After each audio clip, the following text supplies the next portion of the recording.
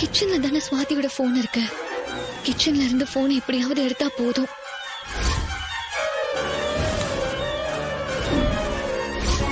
கார்த்திக் மாமாவுக்கு விஷயத்த சொல்லிடலாம்.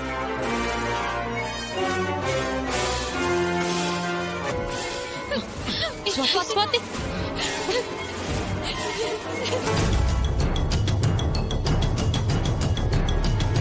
ஏய், உன் பொண்ணு இந்த வீட்டுக்குள்ளதான் எங்கேயோ இருக்கா. அவளை கண்டுபிடிக்கிறேன்.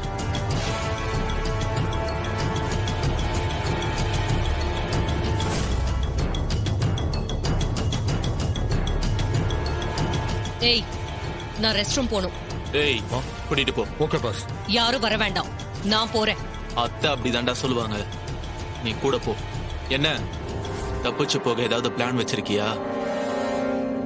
என் பிள்ளைங்களா இங்க இருக்கும்போது நான் எப்படி தப்பிப்பேன்? ஆளை பாரு.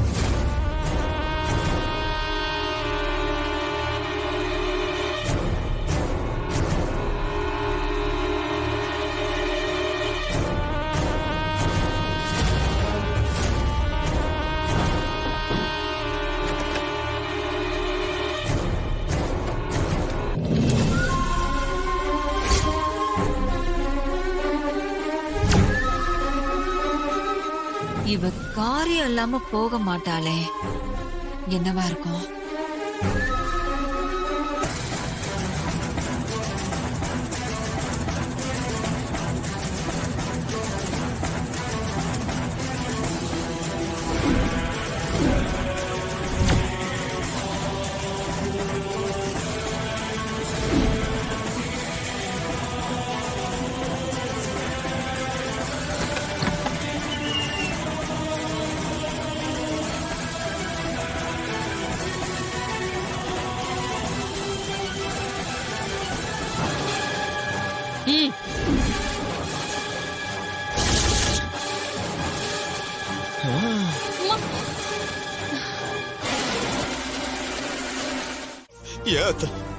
துப்பாக்கி எடுத்துட்டு வர்ற அளவுக்கு புத்திசாலித்தனம் இருந்த உங்களுக்கு அதுல குண்டு இருக்கான்னு பார்க்க தெரியலையா? ப்ரோ சாரி ப்ரோ, ஒரு நிமிஷம் இங்க வச்சுக்கோங்க. என் துப்பாக்கியில இருந்த குண்டு எப்படி காணாம போச்சு?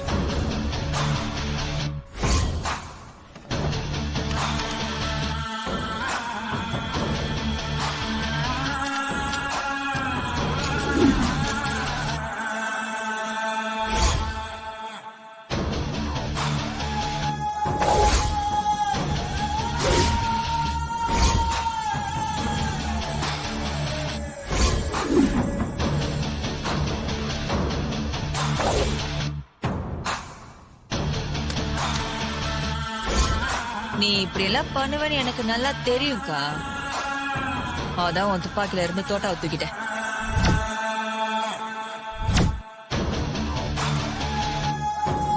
மிஸ்டர் மருது, உன்னை கெஞ்சி கேட்டுக்கிறப்பா, பழசு எதுவும் மனசுல வச்சுக்காத. தயவு செய்து விட்டுறேன், அவங்களை எதுவும் பண்ணிடாத.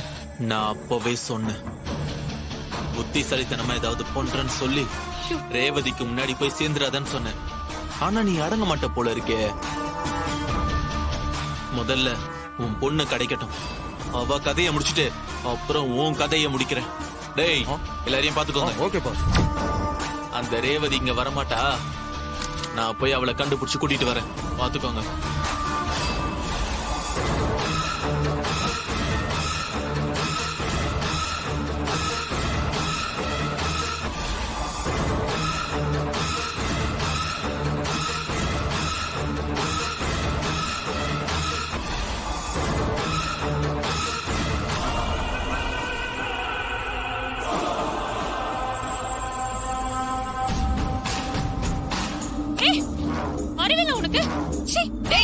என்னடா பண்ற?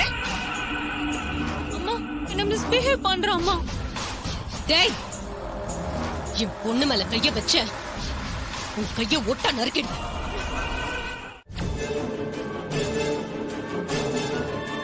இப்பவும் அந்த கார்த்திக் தான் வந்திருப்பான். நான் அப்போ சொன்னது ஞாபகம் இருக்கும்னு நினைக்கிறேன்.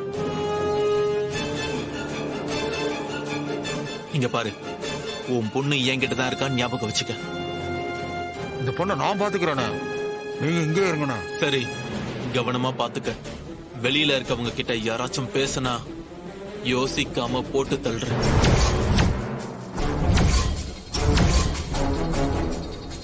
ஓகே, வா வாங்க. ஐயோ மாத்தி ஏய், சுற்றுவேன்.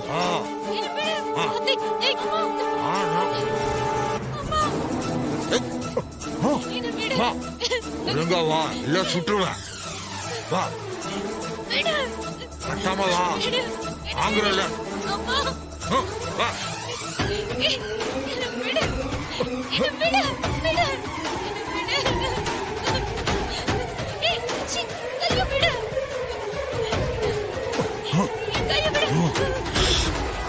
சத்தம் போடக்கூடாது.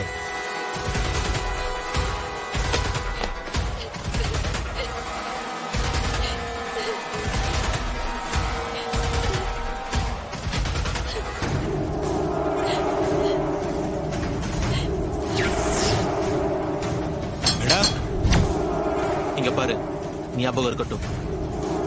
உன் பொண்ணு உயிரோட இருக்கணும்னா யாரும் உள்ள வரக்கூடாது. போய் பேசு. ஓ